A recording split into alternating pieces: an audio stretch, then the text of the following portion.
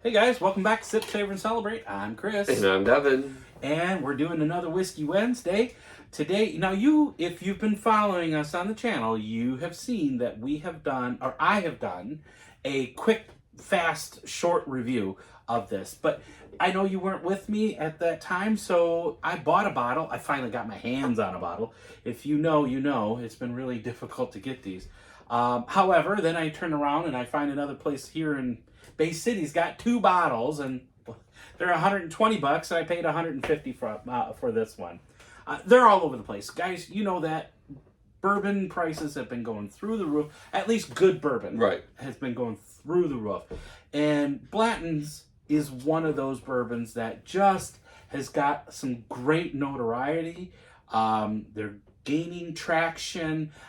They're well known across the country. I wouldn't say they're gaining traction. I would say they're well known. Okay, all right. Well, we're well known everywhere. Because the story Oh, please tell me. I don't know that. of Blanton's is really cool. Okay, I don't So know that. back like pre-World War, Oh, wow. is how Blanton's came to be.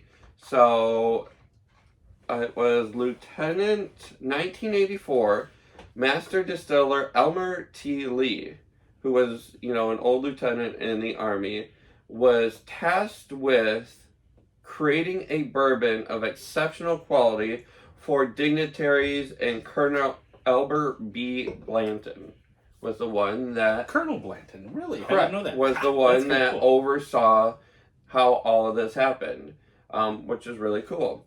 And so as they were coming to the U.S. and settling, they found that during Kentucky, it kind of turned out to be the perfect place for corn and for growing, the things needed, because you get rich soil, you get an uptick in weather, you get a downtick in weather, which all imparts amazing flavors into this. I learned that about, even with the barrels, that where you are, where your rick house is, has a lot to do with how it breathes. So like as it expands and contracts, it then imparts different flavors into the spirit. That goes with wine, tequilas, same thing. But because of where Kentucky is, it goes up and down in temperature so quick that the barrels are constantly doing this. Mm-hmm. So a barrel is kind of like a sponge. It absorbs it, puts it back in. It absorbs it, it puts it back in. And that is done with the up and down flow of the temperature, which is, huge in this area. Right. But do you want to take a nose and tell me what you think the barrel is? Ooh. I'm going to say it's an American oak barrel. Oh, man. God, it's one of my favorites. I'm sorry. It's just one of my favorites.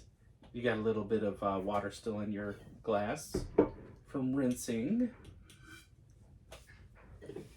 So it is a charred oak barrel. So not really a virgin barrel, because remember, virgin barrels can't be charred yet. Okay. So therefore it is a, charred barrel. Doesn't tell me what the char is. But that is what they're doing. Have you ever had a Blanton's before? I have. Okay. There you go. Yeah, I'm just curious. But yes, after serving in World War II as a radar bombardier, Elmer T., who is the one that was charged with creating all this, began his engineering degree at the University in Kentucky while distilling in 1940s. Man, this is just so beautiful. I'm getting more along the lines of today, and it seems like every time I dip into something that I've had before, it's like feels like there's another new scent that I didn't get before. But to me, I'm getting a little bit of molasses on this, like a molasses cookie, sugar cookie. Oh my gosh! I can see the sweetness from the molasses. Yeah. Some wonderful caramels. Caramel's nice, light cream to it. Yeah, I get a sweet corn on the back, but I get the other two things a little bit more forefront than I do with the corn. Mm-hmm. But it just all complements each other, I feel like feel this the is toast. a more I'm like getting the toast. like earthy rye Yeah. But do you versus smell the toast now? yeah. Okay. Sorry. Yeah, go ahead. Versus like Woodford used a spicy rye. This is more of like an earthy rye. Yeah, it's more mellow. I'm not muted. It's not muted by any means. It just has more of a, like you said, the mineral, earthy mode. It's yeah. I don't know how I did that. I just sprayed it all across the table. Well, that happened. Salud.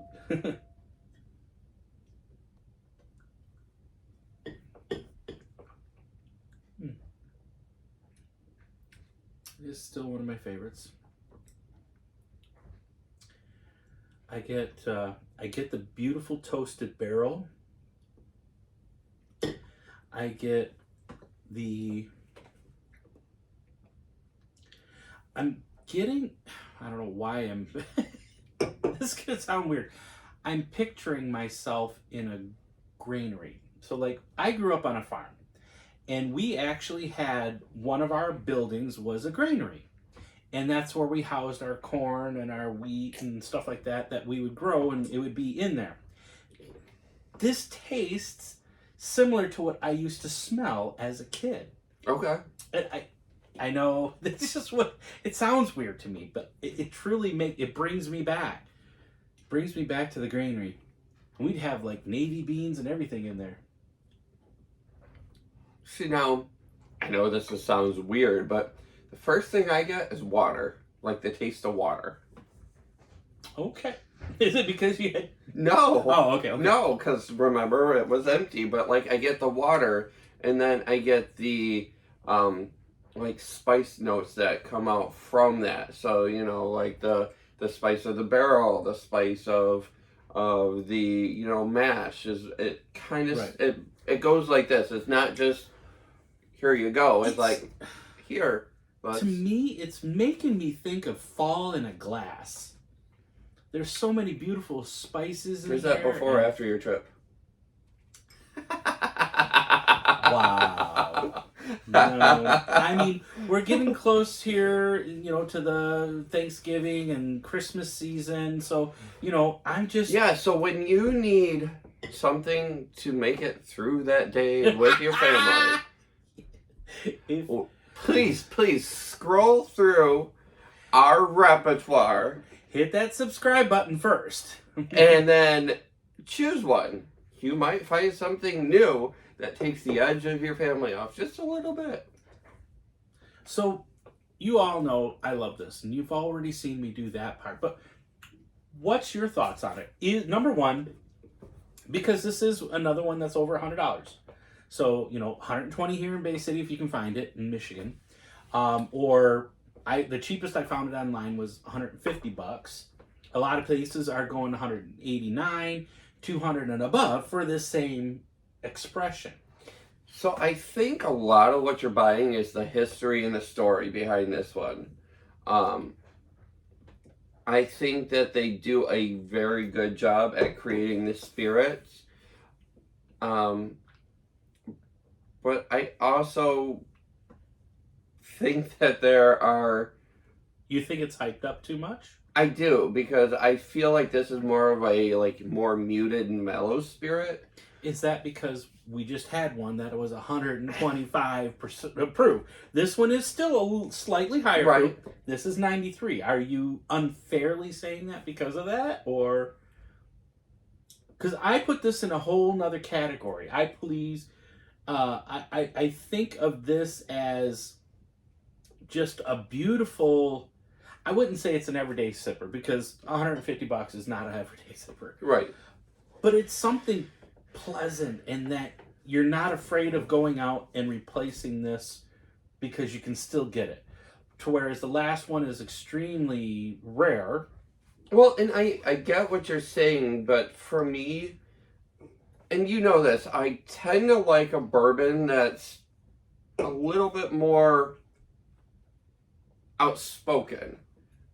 Okay, more defined. Where this one is kind of, like I said, muted and an easy sipper. Not saying that that's a bad thing, God, but no. But it's just... So this or Buffalo Trace? I mean, those are like this. But I mean, you know, you could put this up like, again... How about Puncher's Choice? Do you remember that one? That one I paid 30... It was under $40. It was 33, 36 like, bucks. Contradiction. Ooh. Contradiction is a great price. 50, 60 bucks. Correct, but it's an outspoken, you know, it's not lightly muted. And so am I fairly, now because we've given it one that is there, now am I being fair about it? Yes, I agree with that. Because that one is like 60 bucks-ish. It's under 60 bucks. Right. It's 50, 60 bucks. This one is $100 more than that. No, you're right. I would agree. For the price-wise, I'd probably go get that. But that's a great everyday sipper. Correct. This is also a great... Right, but that's where I'm talking that this one is kind of muted as a easy sipper versus one that speaks a little bit. Okay, well, I still like it. I'm not saying it's not good. Don't take that. I love it. It is a very good bourbon, but we have to, as people that are on this side of the camera, break it down and review it. Now, in the $60 range, is that more something that you would recommend? Or do you recommend it first of all? Oh yeah, it is a great spirit. Like I said, easy drinking, like sipping. You know, no effort. I like the flavors, but yeah, but you do have to think about the price. The price. You know, it is over, but again, like I just said, I like one that's kind of got, as you say, that horror. You know, when we're talking like repos, you're always like, oh, it's got that whiskey flair. I like the whiskey flair, and I don't get that from this. No, I don't get the whiskey flair from this. I get a beautiful bourbon to me. I would love, if this was cheaper, I would love to make some more barbecue sauce out of that and throw that on some food. Oh, man, that'd be good. All right, guys.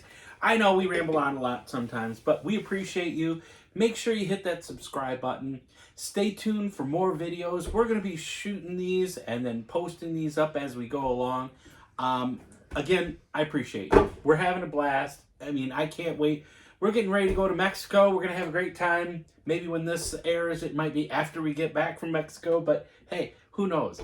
Always remember to sip, savor, and celebrate. Salud. Neat.